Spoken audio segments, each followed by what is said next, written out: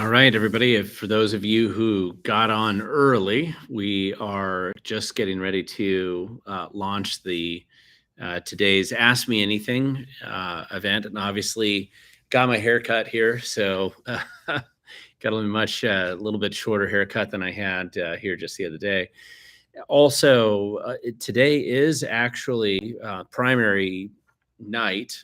They'll be making the first announcements today at 8 o'clock. Usually about 8 o'clock, each of the counties send in their first announcements for how local elections go. I'm not really expecting to see much higher turnout when they do the final count and it gets certified here in a few weeks of more than about 35% would be my guess. And might be even less than that, depending on where you live. One of the downsides of an August primary, and a lot of people are on vacation. A lot of people forget about there being an election, but there's a lot of important races out there. And if you had a primary where you live, your vote in particular is going to matter quite a bit.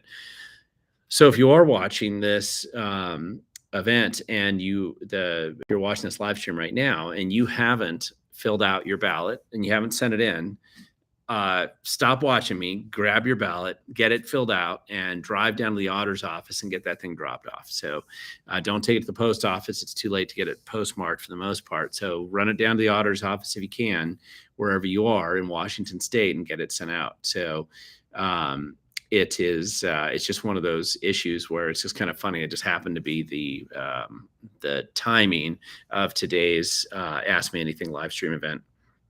I was going to point out for those who are regular viewers of the live stream events, I won't have one next week, but we should be back on track after that, having a regular one every Tuesday.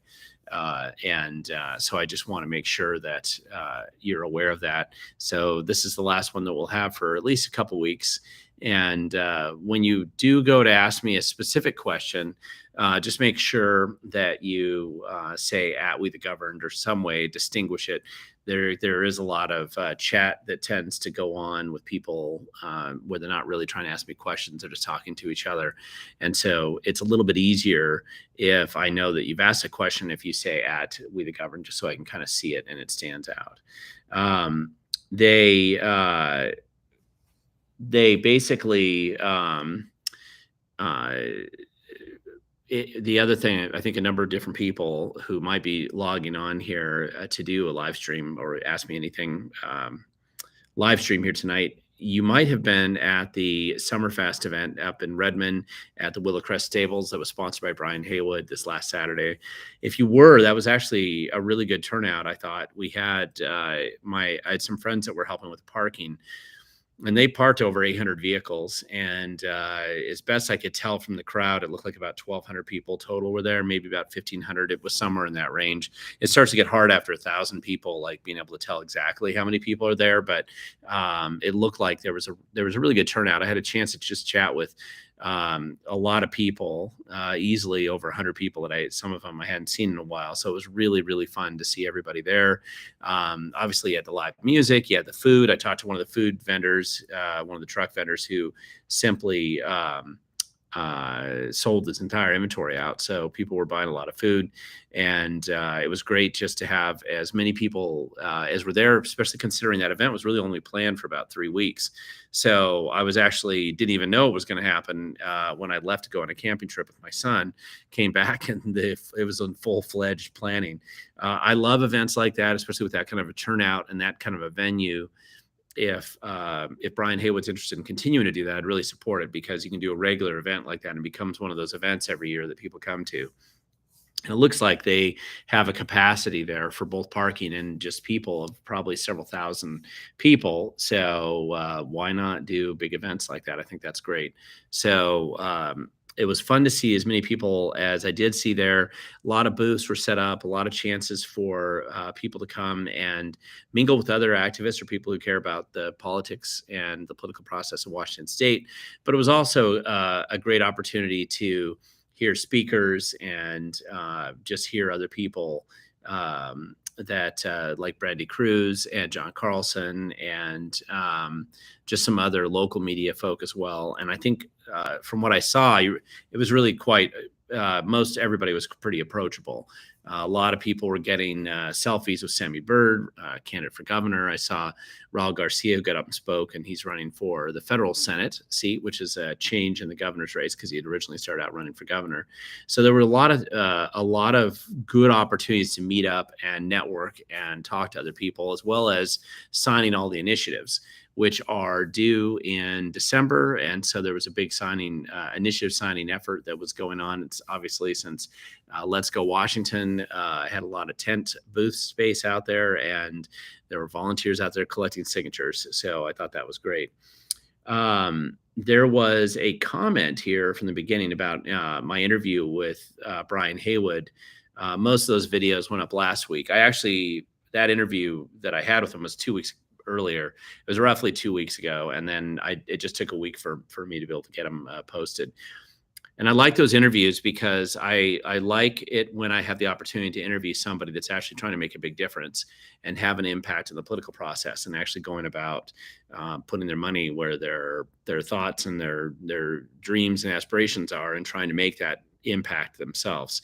No, I've never seen anybody do that as much in such a short period of time as Brian Haywood's done. So it was really neat to see that and get a chance to talk to him. And I hope that people appreciate the videos. Whenever you do interviews like that, it's not really clickbaity in the sense that people want. I find when I do interviews, usually those aren't the most popular videos, and yet I think that they're very rich in content, or at least in helping people get to know somebody like Brian Haywood, who you would otherwise probably not know super well, and you get a chance to talk to him in a much more relaxed setting, and he gets to tell you in his own words what he's trying to do and what he's trying to accomplish. And I think that that's very helpful. I like those interviews when I can do them, and I'll try to do more of those in the future. When somebody can come in here to the studio, which is down in Southwest Washington, kind of in the Vancouver area, this is an easy place for me to do interviews.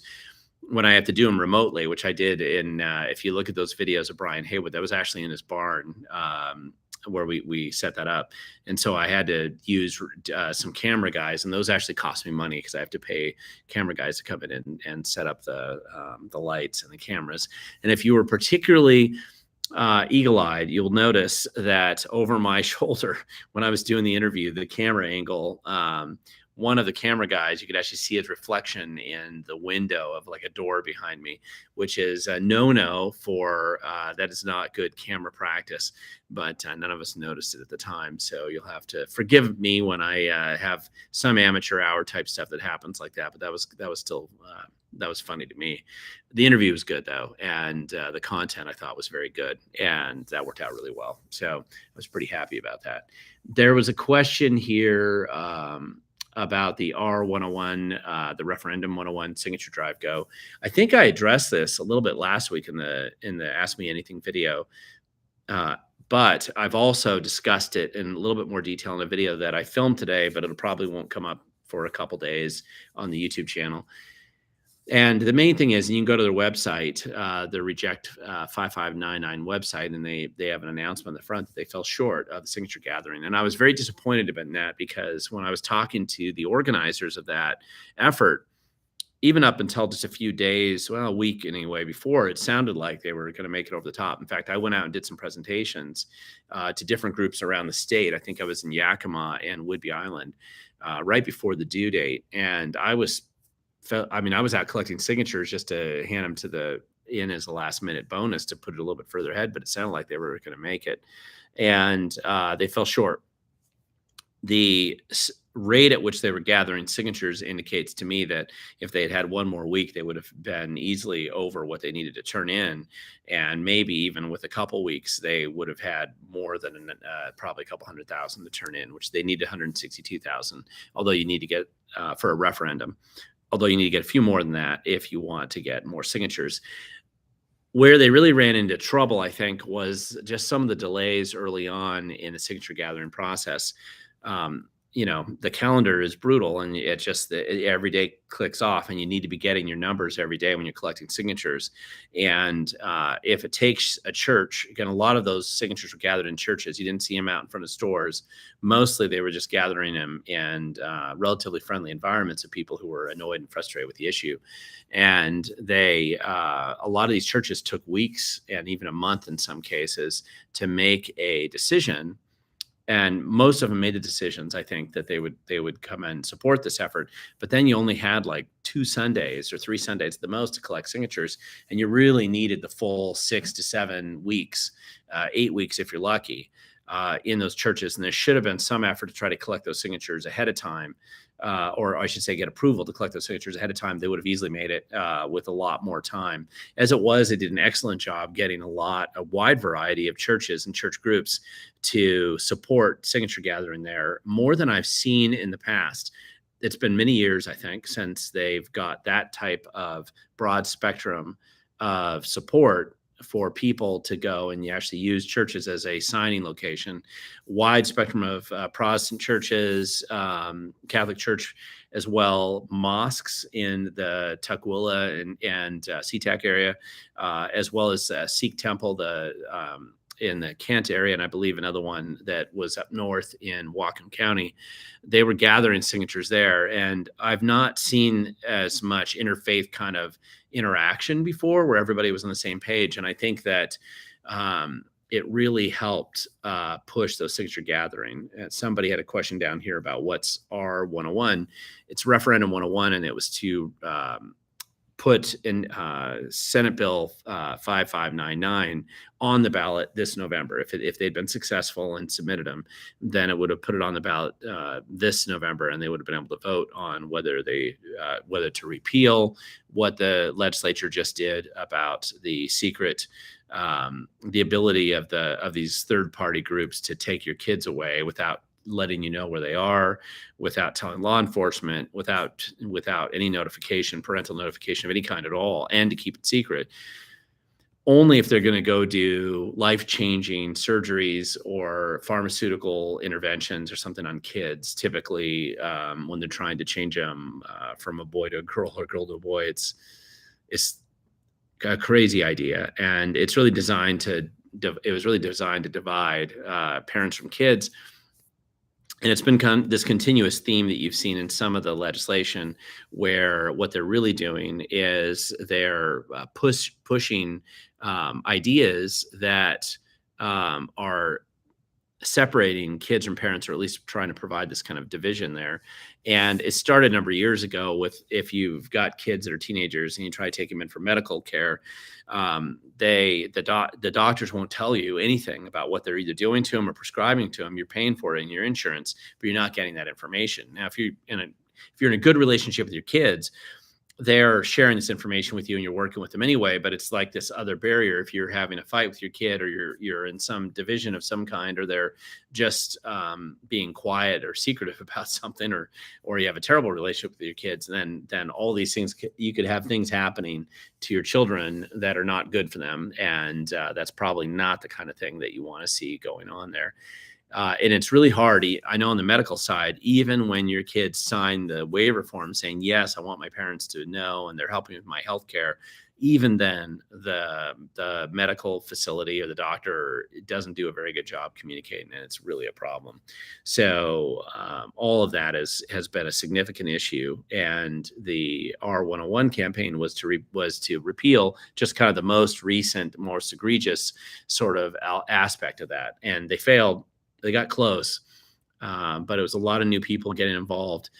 Really, if you had that same group of people organized again, they would succeed the next time, and they would probably keep succeeding if they had common grounds to do this each time. But a referendum only works once. There's a limited window of time of 90 days after the legislature's over for you to run a referendum. And if you don't get that done, then it just doesn't happen. So you can still repeal things by initiative, or you can elect sane people into government office, and they can do that as well. But that's just worth noting. That was the answer to that one question. Jason, you had a question here about what are your thoughts on the latest January 6th charge on Trump by Jack Smith and his merry band of hacks and thugs?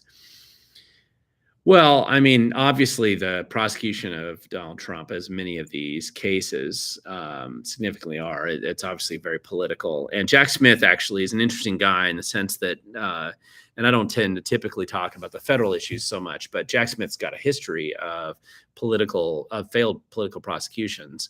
When he went against the former Republican governor of Virginia, McDowell, I think was his name, a number of years ago. That one got thrown out by unanimous decision in the Supreme Court. And that was just basically his office used as a political persecution tool against Republicans, which he's done repeatedly. And this just seems to be another case where he's going after Trump. I mean, Trump's the favorite politician to go after anyway. So, anyway, so that's one of those. It's just, I mean, listen, we got this big thing going on in DC right now with the what arguably is probably the worst political scandal probably in modern times involving a president. And it genuinely is one of the worst because it has to do with this Hunter Biden agents of foreign government violation with the son tied into potential bribery and influence peddling schemes. And unlike the impeachments that have been done in the past against Clinton or against Trump, this is actually something that is very specifically laid out in the Constitution for bribery and treason. That's a clear way to remove a president. And the the stories that keep, I mean, the phone calls and the emails and the Snapchat talks and the millions of dollars transferred and the direct interviews of Hunter Biden's partners and all this evidence that's piling up, and nobody really wants to pull the trigger on an impeachment or removal of the president. And yet, and the media is just beclowning itself in an effort to try to protect this guy instead of looking at what's actually there. Bob McDonald, thank you. I saw Jason, you pointed this out, Bob McDonald. That's who it was. Anyway, the media is trying to ignore this massive scandal. I mean, it's really, really significant, and it's getting worse. And the funny thing is, it's not funny. It's just a disaster unfolding. I think there would be more of a case that people would try to remove Biden from office right now.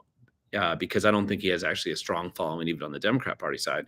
The problem is you have Kamala Harris, who's clearly probably one of the worst vice presidents ever put in that position in the history of America, and who's just universally despised by everybody. Everybody who works with her hates her. None of the Democrats like her. She has no following, no support. She's incompetent at every level. She's a horrible communicator. And nobody wants to put her, in charge of the government. So it's better to keep Dementia Man in there longer just to avoid having Kamala Harris be there. And it's just turned into this fiasco that is just you would never know how to address this. I mean, you'd never see this kind of thing coming. So I think when you're looking at these Jack Smith charges, in comparison, the silliness associated with that, especially with the January 6th thing, where basically they're saying these false electors, right? I mean, just all kinds of stuff that they're bringing up. And the Democrats do the exact same thing. In 2004, they did the exact same thing in 2016. They did the exact same thing in 2000, or some groups of them did, and nobody ever thought to try to bring some kind of prosecution back then. So anyway, it's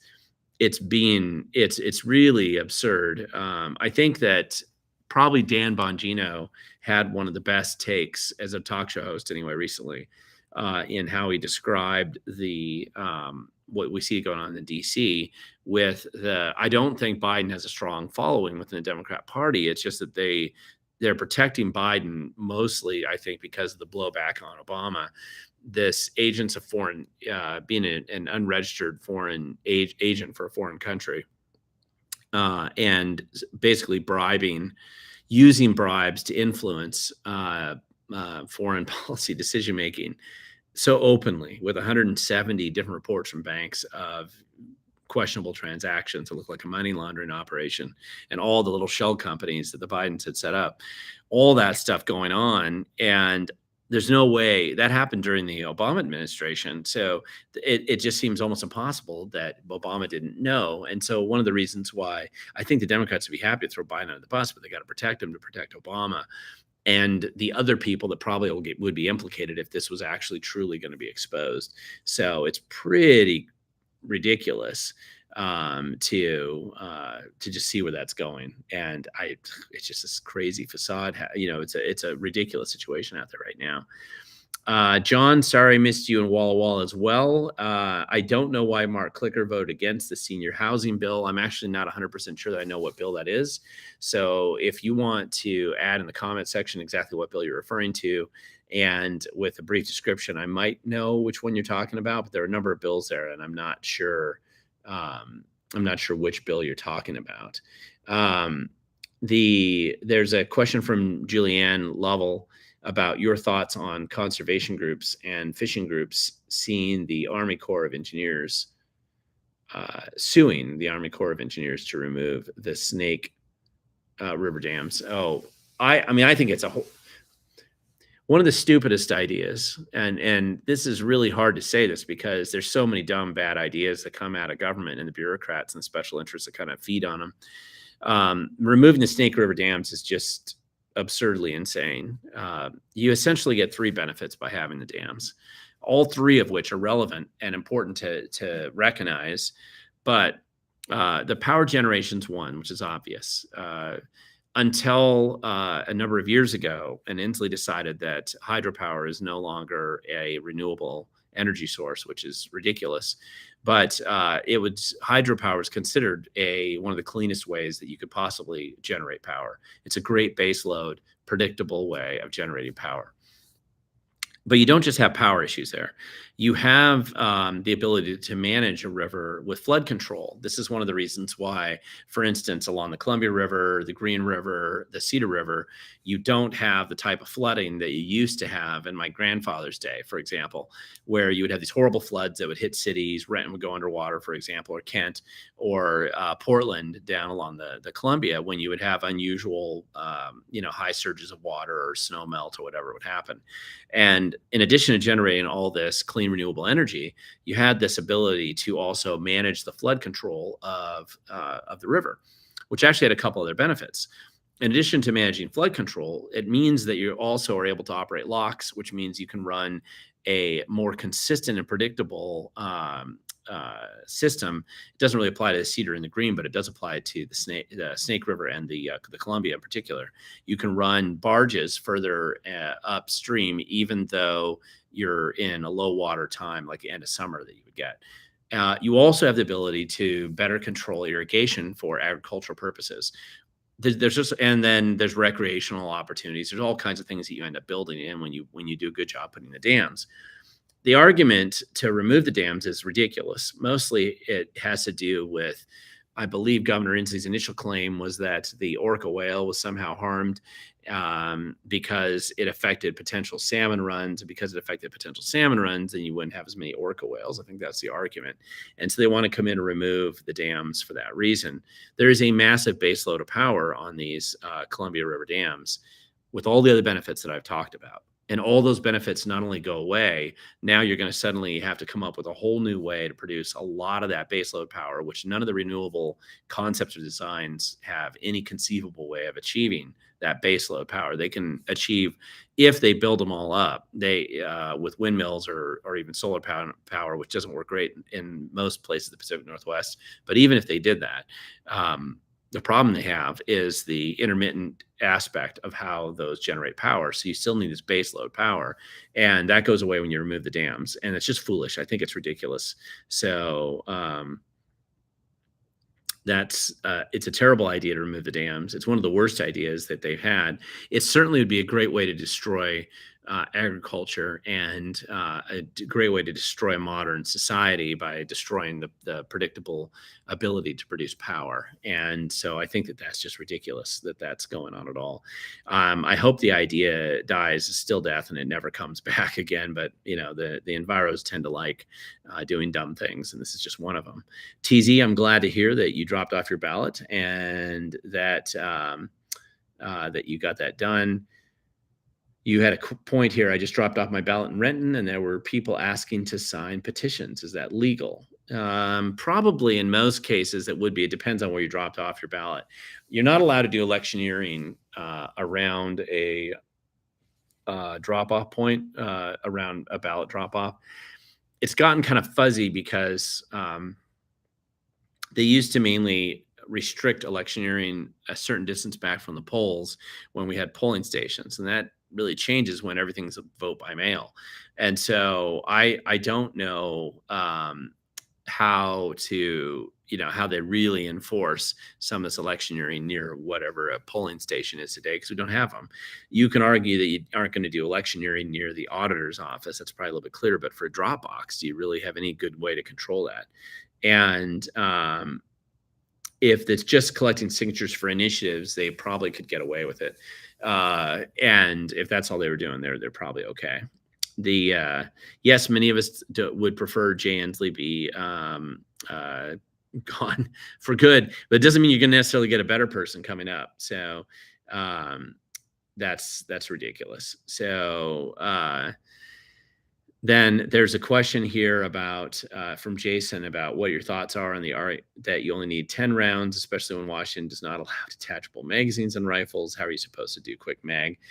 Jason, that question by itself, you're presuming that the people pushing the stupid bill, these restrictions on Second Amendment issues, that they care, right? They clearly don't care. They don't want you to be able to defend yourself. They'd rather you be a victim. They love criminals.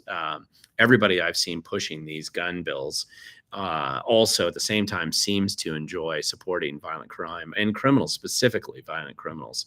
They seem to enjoy releasing them in the community. They seem to like having them out there. It's clearly an attack on freedom, and it's an effort to really make society more chaotic and cause great harm when they're doing that. So the fact that you have a logical reasoning question that you're going to ask here, it presumes that anybody who's pushing this idea has any kind of logic or reason behind it, and they don't. It's just an emotional, religious kind of perspective that guns are evil and the criminals are great. So and related to criminals, and I think it recently did come out.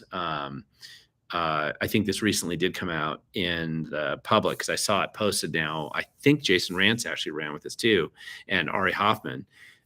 If you were paying attention a couple months ago when we were fighting against the violent sex predator release program that Inslee had and Inslee and Ferguson in particular, Ferguson's fingerprints are all over this, about taking these violent sex predators off of McNeil Island and then releasing them into housing, into neighborhoods secretly without letting you know that's who lives there. And they had one that they had already placed in a house in Enumclaw. And the guy had just this nightmare history of abusing kids and being being a predator, clearly trying to molest kids.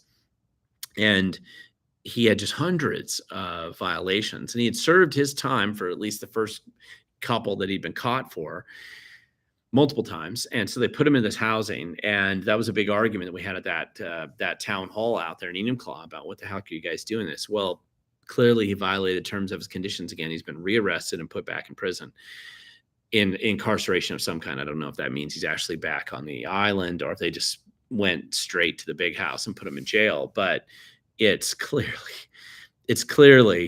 as predicted, as every sane, rational person who's looked at this policy predicted. It's a total and miserable failure from the beginning. There's no way for it to be successful. It's always going to fail. You've got the worst guaranteed to reoffend people institutionalized out there in McNeil Island for a reason. It's a small percentage of the overall registered sex offenders in the state. These are the ones that they're most concerned about. They've openly admitted they're going to commit more crimes. They're happy to go out and commit more crimes, or they're mentally so unstable and crazy that they're going to commit more crimes. Those are the people that Ferguson and Inslee really love, and they want to put them out in your neighborhood, in your community. And the fact they put them out there, they get rearrested right away, or they get arrested so quickly because they can't follow any of their the rules that are imposed on them, is just another testament to the complete bankruptcy of that idea. Just there's no good reasoning behind it. I talked to one of the guards who works out at McNeil Correctional Facility. I've talked to several of them, but one of them in particular gave me a story about, because he be one of the people that would take these guys off the island and put them into this less restrictive housing. And he just said the vast majority of them will never follow the rules that they're given. I mean, they're given pretty reasonable rules. They're just not going to follow any of them. And sure enough, most of them end up coming right back out to McNeil within a short period of time. Of course, that's exactly what happened. So, TZ, you mentioned you're voting in Renton, and you say the good news for Renton is a number of candidates for city council are running on safety issues, removing the homeless and the crime, and hopefully the tide has turned. Actually, you're right about Renton. Renton does have a wave of pretty good candidates who have jumped in to run for that city council. Again, partisan affiliation is not the issue here. Technically, these are all nonpartisan positions. In those areas, Renton votes dominantly Democrat. But you really had some distinctions between some of the council members who were running for office this time around. I completely agree with you. Some of them were clearly focused on getting rid of violent sex predators and homeless camps out of the town. And then the crazier lefties were in favor of more drug addiction, more camps downtown, more money wasted on grant grifting programs that guaranteed they don't work, but they do spend a lot of money on them. And it was really, really, really pretty significant here, actually. Jim Downey missed my question. Okay, which question was that? You'll have to repost it because I don't see it here. But if you got a question, send it over, and I'll do my best to try to answer that. Right, TZ, you're aware that in Renton, you had a bunch of loonies that were running last time, and thankfully none of them did win. There are some bad people on the Renton City Council, but it's just not a good scene. Cristiano, did I miss any discussion over the shoplifter candidate from Federal Way? No, you didn't miss any discussion on it, but I wouldn't mind having one. I actually don't know about the shoplifter candidate. That would be fun to talk about in Federal Way. I had a few minutes before the show started, and I'm down in Vancouver, and I realized I hadn't really checked the PDC filings on candidates running for the Vancouver City Council, and I couldn't really distinguish between any of them. Looked like there were about 3 positions up, one of which had a contested race. The others were uncontested, which is not a good sign. And I did notice all of them had violated campaign finance laws. So I was kind of prepping up some PDC complaints that I was going to file there. And you're reminding me I need to look at Federal Way again because I haven't looked up there for a little while. And I guarantee there's probably violators up there as well. Kind of do this circle where it's a little random, and I find a city I'm driving through or somebody talked to me about it, and I'll just look up the candidates running for office or who have recently run for office, and a good chunk of them don't follow the law. And if what I'm looking at correctly out of Vancouver is true, it looks like a lot of them are going to be forfeiting some of their campaign funds that they've illegally accepted. So that should be interesting to see how that goes. I'm sure that'll put me on their Christmas card list and make me a much more popular person in this neck of the woods. We actually don't have as many questions here as we usually as I usually get at these shows. So, I'm waiting for some more questions to spool up. And Jim, I don't know what question you're talking about there, but if you don't post one, I can't answer it. Not that I'm going to definitely be able to answer it, but I definitely can if I don't know what it is. I did want to talk a little bit more about tracking results for tonight. Like I said, at 8 p.m. tonight, the auditors, all 39 of them, and one of them there's 38 auditors, but the King County has an election supervisor. So all of them basically take their current batch of totals and they upload them to the Secretary of State's VoteWa website. And so generally that's going to be, I'm simplifying this, but that generally you're going to see through the Secretary of State's office, you're going to be able to see election results. Preliminary election results. Now, because we're a mail-in ballot state, the true results aren't going to be known for 2 weeks. I would say whatever numbers you see posted tonight, the final turnout numbers are probably going to be twice that. So if you see 20% or 15% posted tonight, it should be 30 or 40% when they get them all and they actually post them up. So I would anticipate the things to look for the most are the local school board races that have primaries. There are going to be a number of school board races where there's just two people running for office. You won't see those results tonight. But if there's three or more, you're going to see some results. And so looking at who gets through in the top two primary, who gets squeezed out, those are going to be important races to watch because it gives you kind of an indication of, I think, the trend for the general. In addition, I would say that you also should look at some of these, the tax proposals that are out there. There's a lot of Prop 1s, depending on what community you're in. Most of them that I've seen around the state are for fire levies or other things. Sometimes that's not as controversial. There's a lot of poorly run fire departments that squander a lot of resources.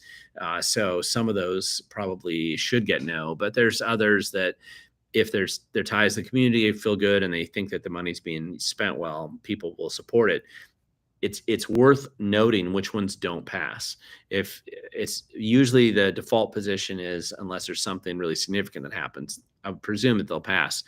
If you run a campaign against them, usually they get defeated. It's just most people don't have the time or they don't pay attention, so they aren't going to run the campaign against it. So that's typically going to be what I would be watching for, those types of results. You'll have some city council races that had primaries, who made it through and who didn't. The Seattle city council races are worth watching as well. You have varying levels of crazy with actually some sane people that have stepped up in some of the seats. It'd be good to see where those have gone. There's a question about, by the way, Cristiano, if you can, you're asking about the shoplifter candidate. I definitely want to know who that is. So please send a link or even post it up here in the comment section or leave it in the comment section on the video. Jason, you had a question about what are your thoughts on Smack Daddy Dow Constantine's $10 million giveaway redistribution of wealth for racism? Well, he's not alone. He's not the first one. Obviously, squandering the taxpayer resources on some kind of utopian scheme, trying to resolve getting forgiveness or paying for the forgiveness of sins of your fathers or previous generations or people you don't even know, is ridiculous. And it's always a scam. The people trying to get the money are scamming. The people pushing it are scamming. And the money, a huge portion of it tends to get pushed back into some kind of community organizing political activity. And that's really what it's about. Forget whatever the story is that they're trying to tell you. They're using your taxpayer dollars for something like that. There's a question here from TZ about, do you know Badlands Media and Rumble? They cover election integrity issues a lot, but mostly for states with in-person voting. It'd be nice to inform their viewers on our issues. I agree. I don't know them specifically. I might have seen videos they produced, but I'd be happy to jump in and talk about it if they are interested. Cristiano, by the way, in order for that to stick, you have to say at We the Governed, ED, not We the Govern, but that's close. What are the ramifications of Inslee and Ferguson saying the travel ban in Idaho is being illegal? I don't know. I mean, they're encouraging fighting between states, and if you remember, there was a case. Was it early this year or last session? One of these sessions where one of the Democrats was proposing a tax that was going to directly, it was like targeting Idaho and Oregon and California or something, basically a war between the states over taxes. It was a dumb one too. And it was illegal, federal on its face, it was illegal. And so they had to go, and throw it out, and it became a problem, and it became actually kind of a diplomatic furor because of it. So there's some drama there, but these travel bans are just dumb. These travel ban arguments. I mean, the argument here is that Washington State they're trying to advertise to recruit people in Idaho to travel, or girls in Idaho mainly, to travel to Washington to get an abortion, right? This is the whole thing. And so Idaho's saying they don't want to send their kids to Washington to get abortion or a sex change or anything else that Washington is advertising. The advertising is absurd in the first place. It's just so ridiculous that that's your highest priority. I mean, there is no higher priority for Ferguson and Inslee than killing babies and mutilating kids, apparently. And that's their highest priority. That's what they need to do. That's the hill they want to die on and fight. It's not a surprise that Idaho doesn't want that to happen. And so that's the issue that you're seeing there. And I really think these are stupid fights. These are dumb distraction fights that they're trying to have so that people don't pay attention to just how incompetent or egregiously bad our local government really is. Kevin Grant, you had a question here about should taxpayers fund political parties to avoid corruption?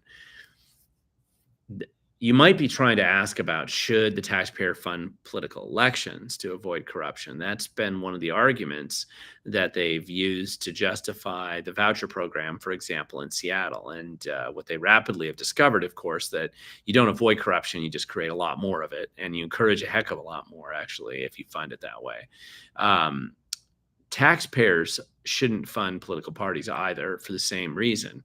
I think political parties need to be popular enough they can fund themselves, and transparency tends to be the best way of avoiding corruption, which means that in order to have transparency, you need to have some kind of enforcement mechanism for how do you verify that somebody's actually being honestly and transparent about how their organization is funded. So theoretically, that's why you passed the 1972 initiatives to have campaign finance laws in Washington State, creating the Public Disclosure Commission. The theory there is that now you have an organization that mandates this transparency and actually kind of polices it. There's some penalties for not being transparent. The fundamental problem with campaign finance laws generally, it doesn't matter if it's the federal or the state level, is that they're essentially restrictions on free speech one way or the other. But when you do polling of people, regardless or what do they believe, what do they actually care about, does not matter the political party. All political parties, all persuasions, everybody pretty much wants to have transparency over who's funding politicians, PACs, movements, any kind of groups like that. That transparency requirement is a big deal. And so that's the whole point in almost all campaign finance laws since inception to now. They get lost in the weeds because transparency, how far and exactly what details do you need to have in-kind, three levels deep contribution reports. You start to get into the weeds when it comes to how the reporting's done. But the transparency is a big deal. Oregon, for example, doesn't have the campaign finance limitations that Washington State does for state offices, but they have strong transparency requirements for who gives money. So people can write $50,000 checks or $100,000 checks directly to candidates, but it has to be transparent. Washington has severe restrictions on how much money you can give to a candidate. And then, of course, some cities, Spokane kind of went down this road for a while. I think they pretty much backed off of it, but Seattle certainly did, where they actually impose even stricter restrictions on how much money individuals can give to candidates. But in the end, there's really not much. Not much. It's just going to be a continuous fight all the time for transparency. Everybody wants it. Nobody really wants to follow it. So there's all kinds of other issues. Let's see. Wow, Kevin, thanks for actually sending, watching from UK, London. I didn't know I had much of a following outside of the Washington State, or actually outside of America anyway. Susan Baker, what are your thoughts on 15-minute cities? Stupid, dumb idea. I hate it. Central planning schemes are a disaster in every case.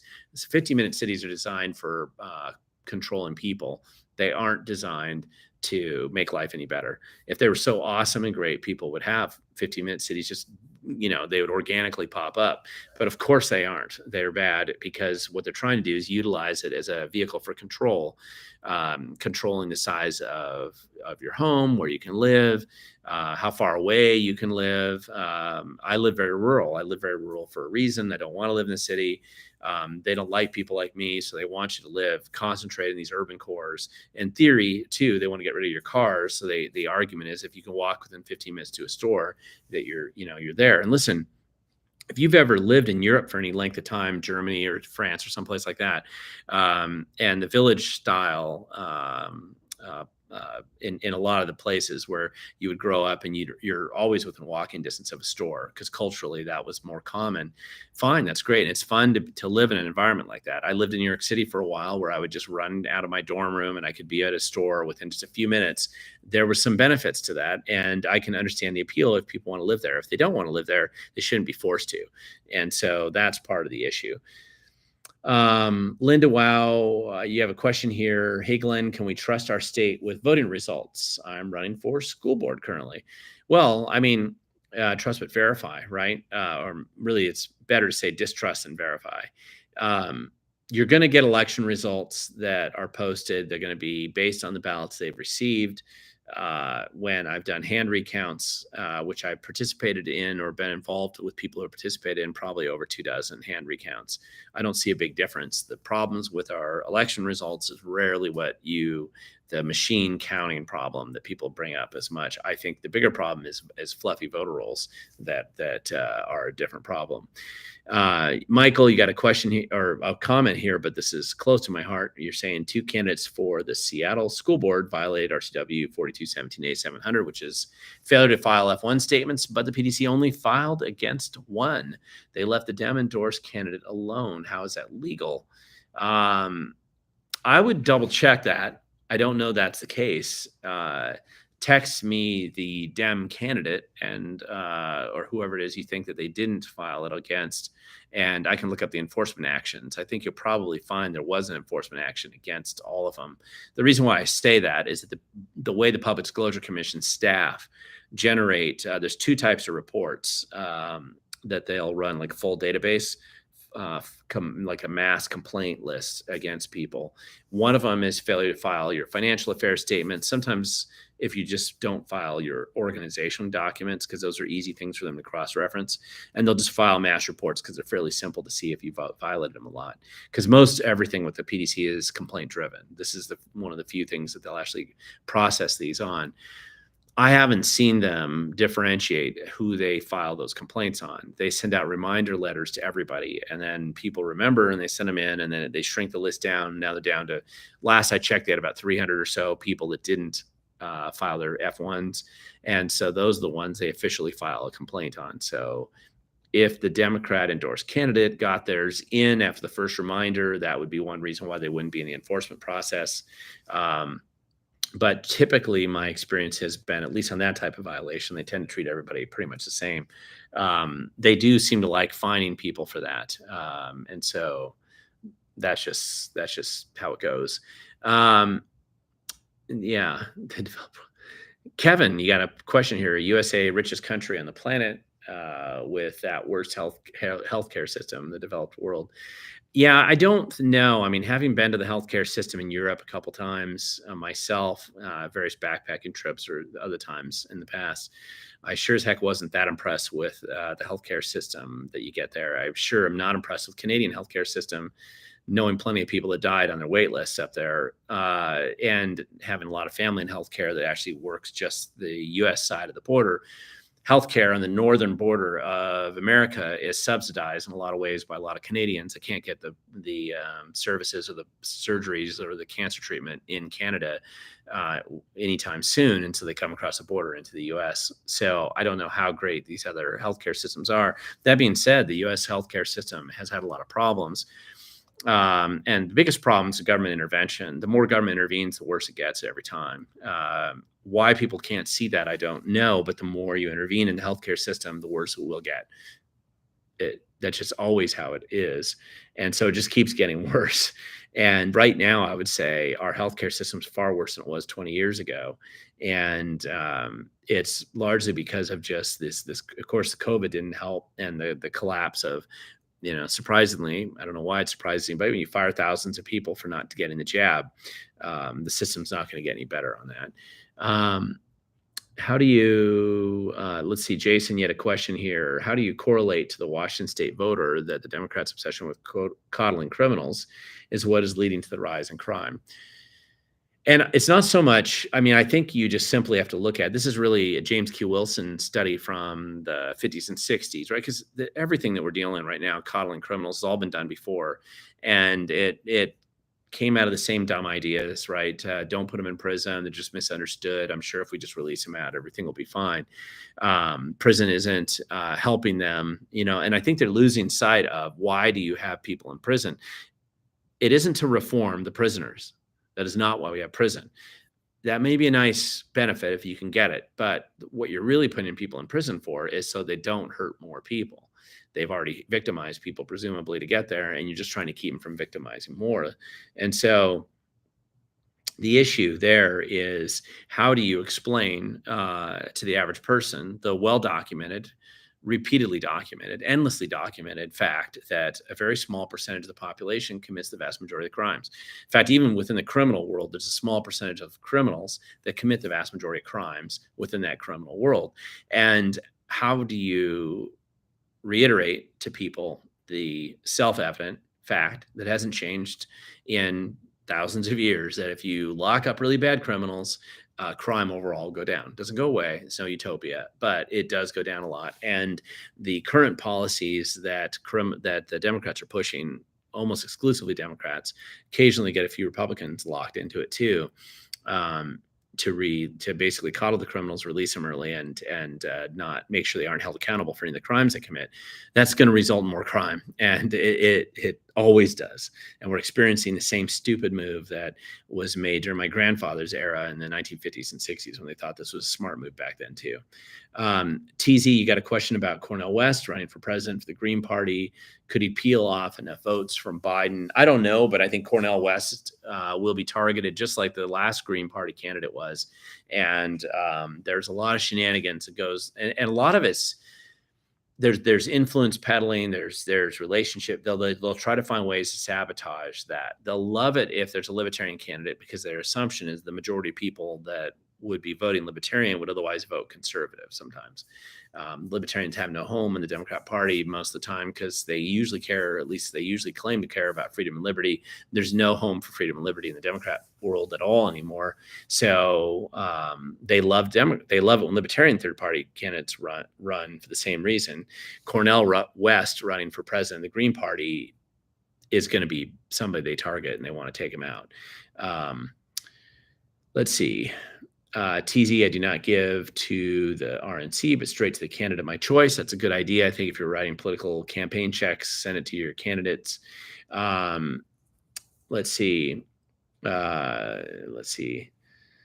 Kevin, you got a question about, is the wealth gap in the USA immoral? Now, a wealth gap's a weird thing to measure success or failure by, whether it comes to the morality of a country or not, because it implies, and it's the envious thing, right? Because my neighbor's rich and I'm not, therefore there must be something wrong. And with society in general, because you have rich people. So the socialist approach is, of course, take away all the money and make sure everybody's poor, wipe the whole society out, crush everybody down, everybody's equally miserable. And what a great utopia that is. I don't see that as being a way to measure it. Now, of success or failure in a society, it's an interesting thing to look at a little bit by cohort, in the sense that you look at, why do you have 10% of the population that's doing really well financially and 10% is doing poorly? And you look at them in the same way that you would look at, education, study habits, family structure, all kinds of things. What are the decisions and the activities that people are making that put them into these different categories? If you've ever been around really entrepreneurial people, some of whom make a lot of money and then they lose it all, and then they're literally living out of their car. I actually know people like this. And then 2 years later, they were doing really well again. And you've watched them take that dive up and dive down. You'll realize that sometimes just certain types of people are very good at making money and good at losing it sometimes. And other people will also decide that they're going to live a life that they aren't going to make money because they refuse to work or they're lazy. Not everybody, right? You'll have people that just bad set of circumstances. If you've ever doorbelled apartment complexes, I find that to be actually a really good and interesting experience. And there's a real difference in belief system that you'll get that is nominally associated with the two political parties. When you doorbell apartment complexes, you learn a lot. I've never been in an apartment complex and met people who say, man, I'm living the dream and I'm so happy I'm living here. Never. That's never been the answer I've ever gotten. People are in two positions. They're either on this upward surge in their life. They're younger or new family or something, and they're trying to save money with this in this apartment so that they can better their position in life, or get a new job, or they've just moved to town and they need their temporary place while they're trying to look for a place to live, or they're somebody who just went through a pretty traumatic event. They just got divorced. It was the most common thing that I remember running into, or they're recovering from some major setback, maybe a healthcare setback, or some family disaster, or lost their job, whatever the thing is. So they're coming down or they're coming up, and this is a temporary place for all of them. And then they view it as I'm going to try to improve my lot in life and go on.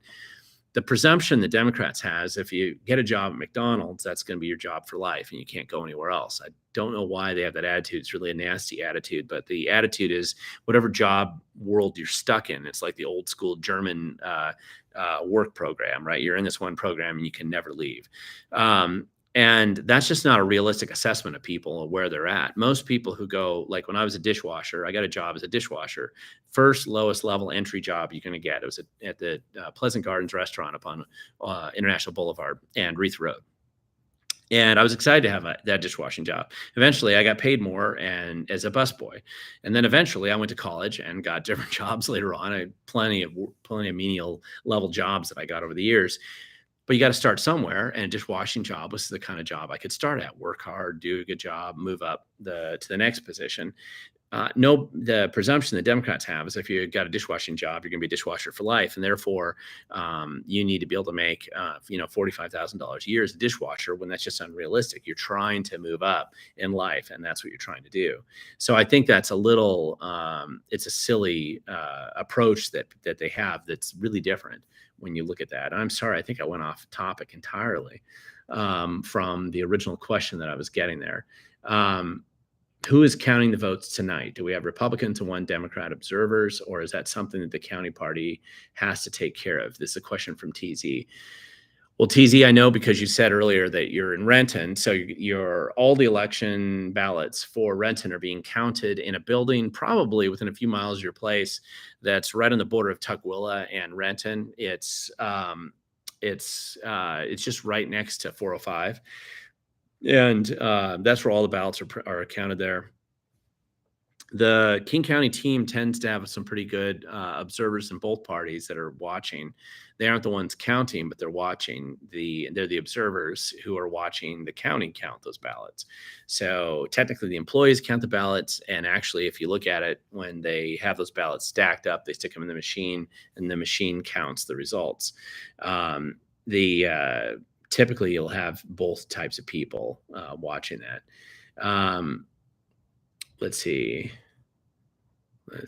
Jason, question here. How do you correlate to the Washington state voter that the Democrats, I already talked about that. Yeah, TZ's mentioning this. You can always continuously improve. Prisons are no different. That's absolutely true. TZ, you're asking about, do we have private for-profit prisons in Washington state? I'm going to say no with an asterisk. And here's the for-profit prisons that Washington state does allow. They're the prisons that are built on on the native reservations. So there's one in Nisqually, for example. It's technically a for-profit. I don't know how private that is specifically, because it's used by the local police departments to sending their extra overage prisoners, usually for short-term lockup. They send them to the Nisqually prison, and I think they're not alone. I think there's a number of other prisons like that. I don't know of many for-profit prisons other than those on the reservation. I'm not familiar with any of them there. Jack, if you're tired of being governed, then you got to change who's governing you, and encourage them to govern less. Just leave us alone, mostly.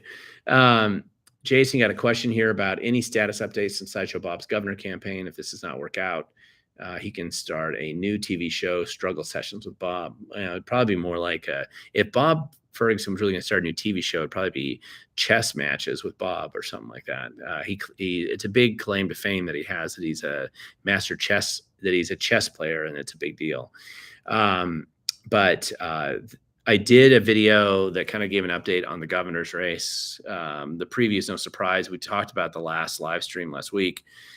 Biggest changes that have occurred in the governor's race is Dave Reichert jumping in probably takes the most amount of money and votes away from Mark Mullet, the Democrat running in the 5th Ledge District, because of the lobby world kind of support that he had. He'd raised about $500,000 just in a few weeks to get his campaign going. And I think that that's just going to peter out now because he doesn't really have he being Mark Mullet, doesn't really have a natural support base to run for a statewide office. It doesn't make him a bad guy. I've actually had a pretty good, I like him as a person in a lot of ways. He's the last Democrat in the state Senate that understands math, but I don't see big changes occurring yet.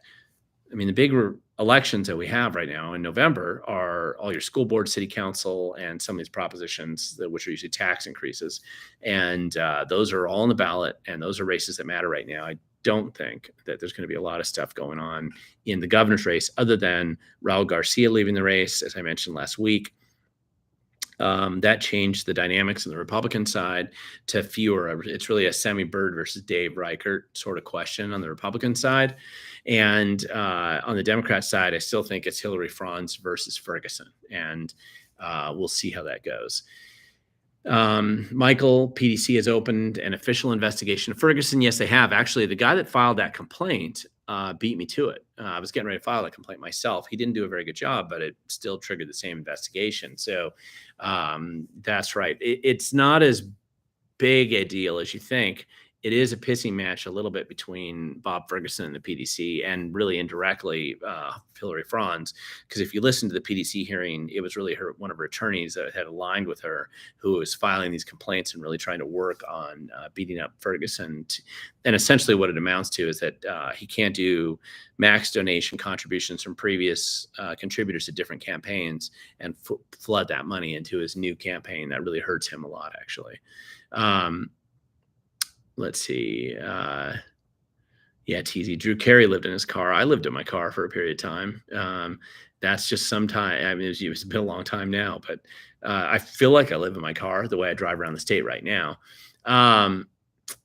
Let's see.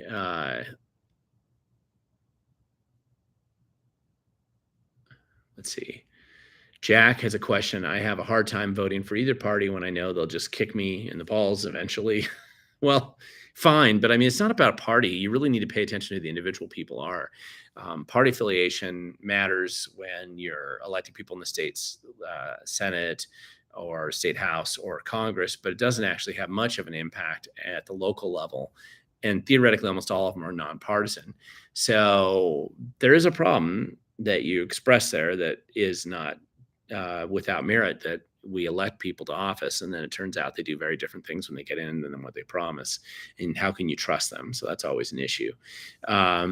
Various people are saying that they had different jobs when they were younger. My first job was shoveling manure for horses, and now I just shovel politicians' manure. But it's still, everybody has to start somewhere. And obviously, if you're shoveling manure for farm animals versus shoveling manure on politicians, that's really kind of a reversal in value proposition there. But it is what's going on right now. Let's see. Yeah, encouraging our governors to go. Yeah, that's a good idea. Jim, about the Washington Constitution, Amendment 83, 1988, original text, just asking who pushed it. That's why we are where we are, posted the question twice. Respect, it is your show. Where's your other question up here? I haven't seen the other question around, Jim. I don't know. I'm gonna have to look up the amendment, so I don't even know what you're talking about. I have to see what that is. There's been a number of amendments to the Washington State Constitution. So over the years, I don't know which one you're talking about, and I don't know why that's where we are right now. I mean, I'd be curious about it. Breaking Bolts, you have a question here about any thoughts on the recent lawsuit regarding the WDFW Commission. I appreciate the good work. Yeah, I had a conversation on that one with some of the hunting and sportsman groups that were actually involved in filing a lawsuit. And essentially, the Washington Department of Fish and Wildlife Commission it used to be made up of people that knew what they were doing and they had some familiarity with hunting or land management or population management of large game animals. And of course, now they're appointing crazies to that commission instead, who have zero interest in actually being sane or scientific method attached to anything that they do. They're just making non-partisan, they're making religious focused sort of perception decisions on how they vote on this on decisions there. And of course, it hurts farming, it hurts hunters, it hurts fishermen, it hurts sportsmen because they don't know what they're doing. And so there's ultimately that's what's leading to this lawsuit. And I think they've got a pretty good point. Let's see, Linda, you're asking a question about what's your prediction for the primary in general. Will our state, you think, still stay Dem? Well, this election cycle right now for 2023 isn't going to change whether the state's Dem or Republican. Most of these positions are nonpartisan. However, what it is going to give us an indication on the school board races is whether there's appetite for change or not, based on some of these school board race cycles that are going through right now. I would say the Seattle City Council races will give us an indication. Same with Renton, Federal Way, probably to some extent, maybe Bellingham, certainly Spokane, a couple of these other city races where there's actually races going on, Lacey right now. Contested races where there's clearly an effort by some people to reduce crime or address crime. And they're clearly fighting against a faction that loves criminals, wants more homeless, grant grifting, drug addiction camps in the community. These types of conflicts in the primary right now, the way they roll out, that's going to give us an indication.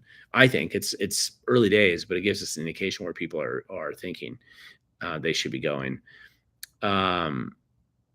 Jack, you're saying the WDFW leader should be in elected position, and that might be right, although I don't always know that that's, it's really more, it should be a technical position, but what's happening is everything is becoming partisan and ridiculous. TZ, you're talking about the fire measure in Renton and King County. Is a tax increase built in? It absolutely does. You're right about that. I was helping, well, I can't say I really helped specifically, but I was paying attention to the Tukwila vote that's going on right now on the fire district expansion there. And it's a bad deal for Tukwila. I hope they vote that down.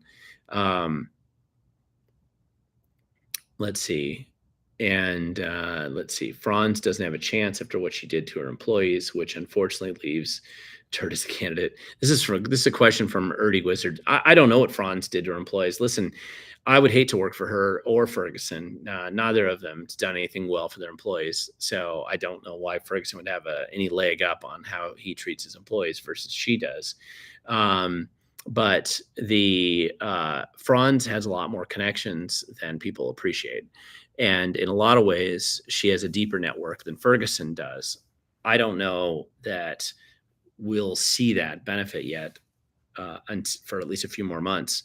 I could be wrong. Maybe she's just somehow lost her touch and doesn't know how to raise money anymore. But because she hasn't raised a bunch yet, she only raised about $250,000 last I checked on the PDC results. But she's got ties to a lot of billionaires and deep-pocketed people, mostly in the North Seattle area. And I don't think Ferguson's been able to cut that out.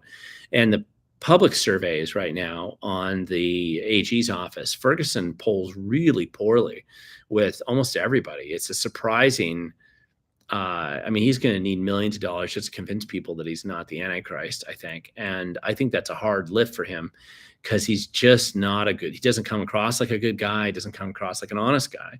And so I think that there's a lot of problems that he's going to have to overcome. Now, can we run one of our Republican candidates come out solid enough in the general? And we just have to see.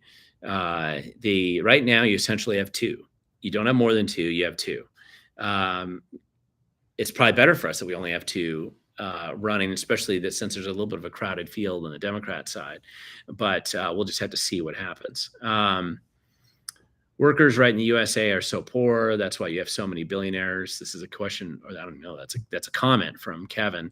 I don't know if one of the problems that you do have in the United States is if you import 5 to 6 million immigrants who are low skilled immigrants that you're bringing in across the border every year, you're going to suppress wages. That's that. There was a time when the unions were aware of that, and they generally supported stricter controls on immigration. So when you bring in so many people at a lower level worker, you're going to suppress the income. The other thing that actually affects income is inflation. If you devalue your currency a lot, it's really hard to get pay raises that significantly increase or are higher than the decreasing value of your currency. So that doesn't help. So there's a lot of other things that's an issue there. Cristiano, you got a question. Wouldn't it be easier to just vote to a party and let them distribute the votes as they want? Well, I'm sure that'd be easier, but I don't know that'd be better. So I'd much rather vote for the people directly who are going to be going into office. Party affiliation is only useful in the sense of an organizing structure as to where somebody theoretically stands on some kind of political spectrum. So I think that's it. Let's see. I'm seeing all these different questions come up, but I'm trying to see. Let's see. No school board on the primary today in Renton from TZ. Okay, that's good to know. That means that if you have anybody contesting your school board at all in Renton, and there was one year I remember looking, and there were like 800 school board members who were running uncontested. But I do believe there's a lot more being contested this cycle in the state. Somebody's saying Ferguson unpopular. Yes, he is. The surveys they did recently on him show him as being unpopular. However, you still need to have that leaves a void, but you need to have people that can run against him who are popular. You can't just presume that because one guy's unpopular, he's not going to get elected. You can have a lot of clowns. Biden is not a popular guy, but he got elected anyway because there was political reasons why they decided to have him there. Let's see.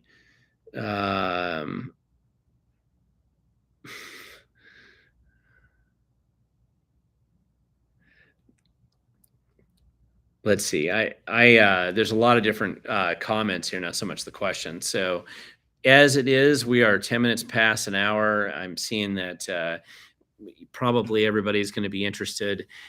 If you want to see the election results live, which I usually do, log on the Secretary of State's website, go there and look for election results currently in the primary. They won't post any earlier than 20 minutes from now. So legally, they have to wait till after 8 o'clock. Some of the counties are pretty good about it. They'll post them right on the dot, 8 o'clock. Some of them are going to be stretching in for about 10 or 15 minutes. So go there, watch, look at how they're posting near you. Just be aware that because you probably only have half the ballots counted so far, that it could change pretty dramatically because profile of ballot counting and where it goes from there. You might only have 40% of the ballots in. I just don't know. So, I would go there and basically look and see what those results are, try to get to know some of those people. If I'm collecting some information for a bunch of complaints I'm planning to file against all my friends on the other side here. So if anybody has information that is a specific violation of somebody who is local to you and you have them, please feel free to send them to me. I definitely, it's easier for me just to batch them and file 10 or 20 complaints at once.